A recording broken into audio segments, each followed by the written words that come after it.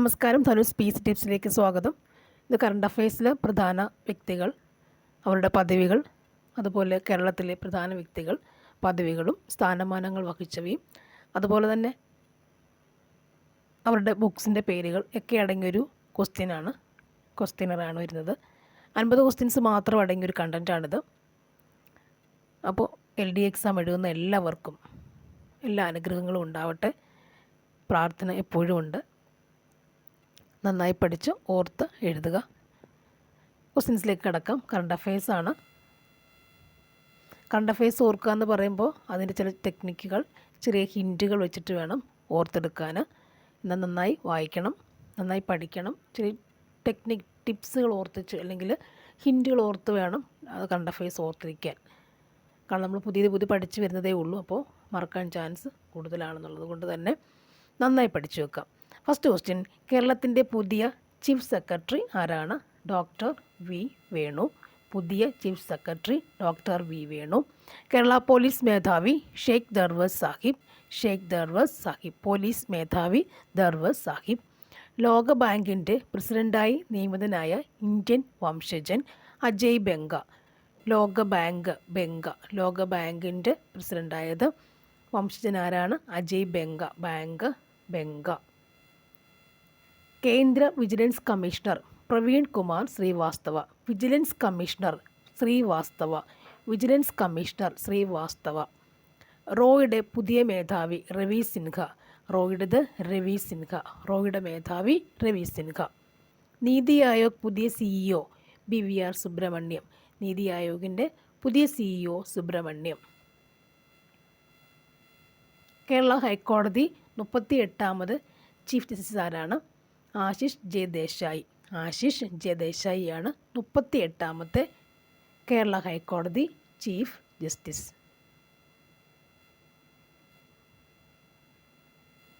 Next, സംസ്ഥാന തിരഞ്ഞെടുപ്പ് കമ്മീഷൻ്റെ പ്രചരണ പ്രവർത്തനങ്ങൾക്കുള്ള state sweep icon of Kerala തിരഞ്ഞെടുത്തത് ആരെയാണ്? മജീഷ്യൻ ഗോപിനാഥ് മുതുകാട്.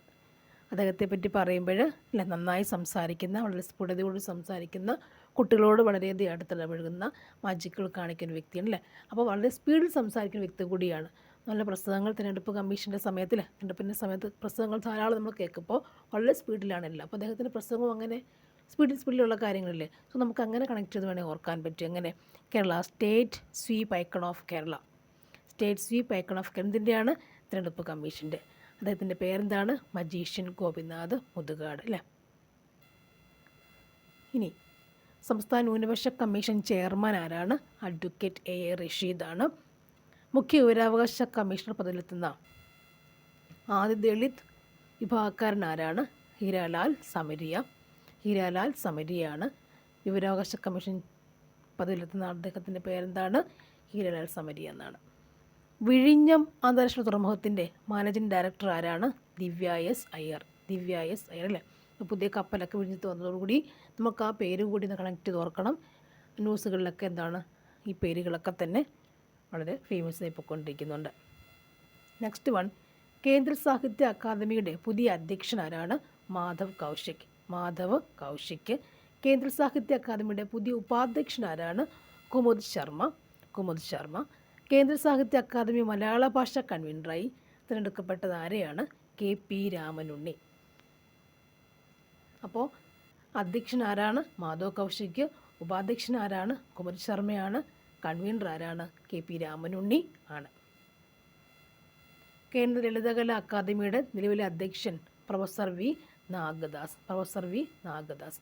നേപ്പാൾ പ്രസിഡന്റ് രാംചന്ദ്ര പൗഡൽ. നേപ്പാളിൻ്റെത് പൗഡർ. നേപ്പാൾ പ്രസിഡന്റ് രാംചന്ദ്ര പൗഡൽ. ചൈനയുടെ പ്രധാനമന്ത്രി Li Qiang China. Next, Bangladesh president ആരാണ്? ഷഹാബുദ്ദീൻ ചുപ്പു. ബംഗ്ലാദേശിൻ്റെ ഷഹാബുദ്ദീൻ ചുപ്പു ആണ് Bangladesh president. Shahabuddin Chuppu. Turkey president Tayyip Erdogan. New Zealand പ്രധാനമന്ത്രി ക്രിസ് ഹിപ്കിൻസ് ആണ് ന്യൂസിലാൻഡ്. ഹിപ്കിൻസ് ഓർത്തിരിക്കുക. ന്യൂസിലാൻഡ് ഹിപ്കിൻസ് ആണ് പ്രധാനമന്ത്രി. ന്യൂസിലാൻഡ് പ്രധാനമന്ത്രി. ബംഗ്ലാദേശിൻ്റെത് ഷഹാബുദ്ദീൻ ചുപ്പു, തുർക്കിയുടേത് തൊയ്യിബ് എർദോഗാൻ, ന്യൂസിലാൻഡിൻ്റെത് എന്താണ് പ്രധാനമന്ത്രി അവിടുത്തെ അല്ലേ എന്താണ് ഹിപ്കിൻസാണ്, പ്രധാനമന്ത്രി ഹിപ്കിൻസാണ്. സംസ്ഥാന യുവജന കമ്മീഷൻ ചെയർമാൻ അധ്യക്ഷനാരാണ് എം ഷാജർ. ലോക കാലാവസ്ഥാ സംഘടനയുടെ പ്രസിഡന്റ് ആരാണ് അബ്ദുള്ള അൽ മാൻഡസ്. കാലാവസ്ഥയൊക്കെ പ്രതികൂലമാണിപ്പോൾ അബ്ദുള്ള അൽ മാൻഡസ്. ഐക്യരാഷ്ട്രസഭയിൽ ഇന്ത്യയുടെ സ്ഥിരം പ്രതിനിധിയായി നിയമിതനായത് ആരാണ് അരിന്ദം ബാഗ്ജിയാണ്. ഇനി രാഷ്ട്രപതി ദ്രൗപദി മുർമുവിൻ്റെ ജീവിത കഥ പറയുന്ന പുസ്തകം ഏതാണ്? Droupadi Murmu from tribal hinterlands to റേസ്ന.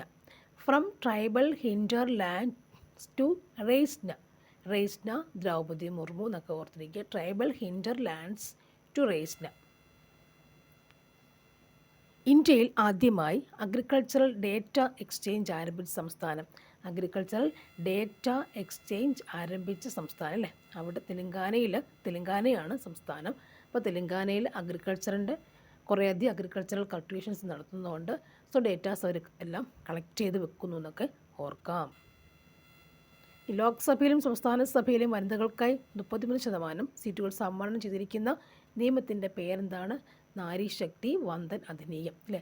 വനിതകൾക്കാണ് 33%. നാരീശക്തി വന്ദൻ അധിനിയം ഓർത്തിരിക്കുക. 2023 ജനുവരിയിൽ ഇന്ത്യൻ ലൈബ്രറി കോൺഗ്രസിന് വേദിയായത് എവിടെയാണ്? കണ്ണൂരാണ്. ഇന്ത്യൻ ലൈബ്രറി കോൺഗ്രസ് കണ്ണൂർ കേട്ടോ. ഇന്ത്യൻ ലൈബ്രറി കോൺഗ്രസ് കണ്ണൂരാണ്. 61ാമത് സ്കൂൾ കലോത്സവത്തിൽ സ്വർണ്ണക്കപ്പിന് അർഹമായ ജില്ല ഏതാണ്? കോഴിക്കോട്. 61ാമത്തേത് കോഴിക്കോടിനായിരുന്നു കിട്ടിയത്.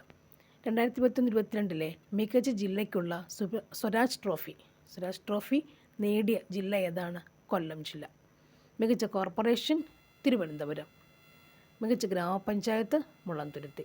ഓക്കെ അല്ലേ. സ്വരാജ് ട്രോഫി കൊല്ലം ജില്ല, കോർപ്പറേഷൻ തിരുവനന്തപുരം, മികച്ച ഗ്രാമപഞ്ചായത്ത് മുളന്തുരുത്തി.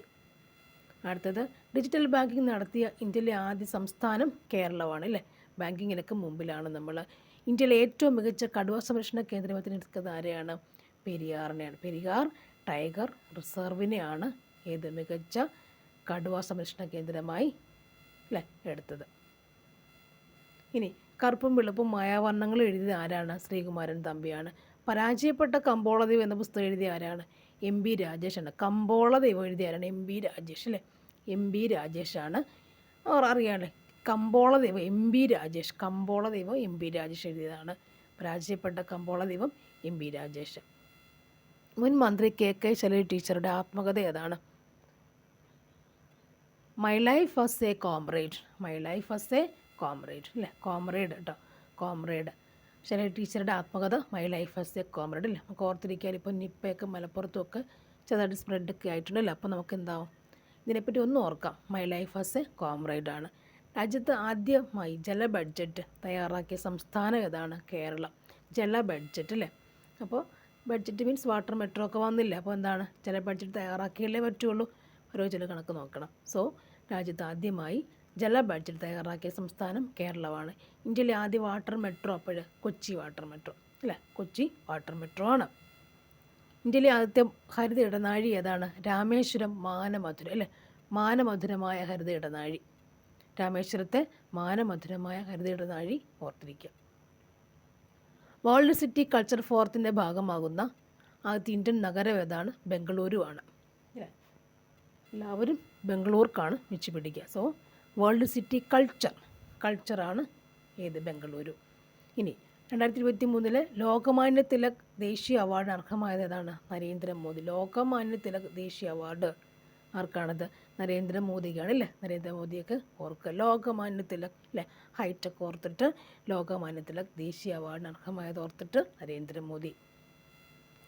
2023 ബുക്കർ പ്രൈസിനുള്ള പ്രഥമ പട്ടികയിൽ ഇടം നേടിയ വെസ്റ്റേൺ ലൈൻ എന്ന പുസ്തകം രചിച്ച ഇന്ത്യൻ വംശജനായ നോവലിസ്റ്റ് ആരാണ്? ചേതന മാരു. വെസ്റ്റേൺ ലൈൻ എന്ന പുസ്തകം എന്താ പ്രത്യേകത? ബുക്കർ പ്രൈസിനുള്ള പ്രഥമ പട്ടിക ഇടം നേടിയതാണെന്ത്? വെസ്റ്റേൺ ലൈൻ എന്ന പുസ്തകം. അതെടുത്തത് ആരാണ്? ചേതന മാരുവാണ് അല്ലേ എടുത്തത്.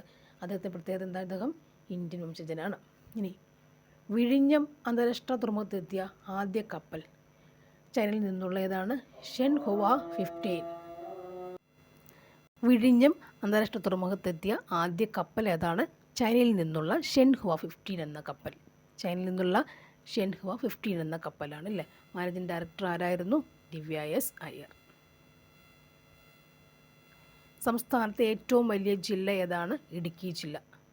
സംസ്ഥാനത്തെ ഏറ്റവും വലിയ ജില്ല ഏതാണ്? ഇടുക്കി ജില്ല. രാജ്യത്തെ ഏറ്റവും കൂടുതൽ സൗജന്യ ചികിത്സ നൽകിയ സംസ്ഥാനത്തിനുള്ള കേന്ദ്ര സർക്കാർ പുരസ്കാരം നേടിയതാരാണ്? കേരളമാണ്. പൂർണ്ണമായും സൗരോർജ്ജത്തിൽ പ്രവർത്തിക്കുന്ന ലോകത്തിലെ ആദ്യ അമ്യൂസ്മെൻറ്റ് പാർക്ക് ഏതാണ്? വിസ്മയ കണ്ണൂരാണ്.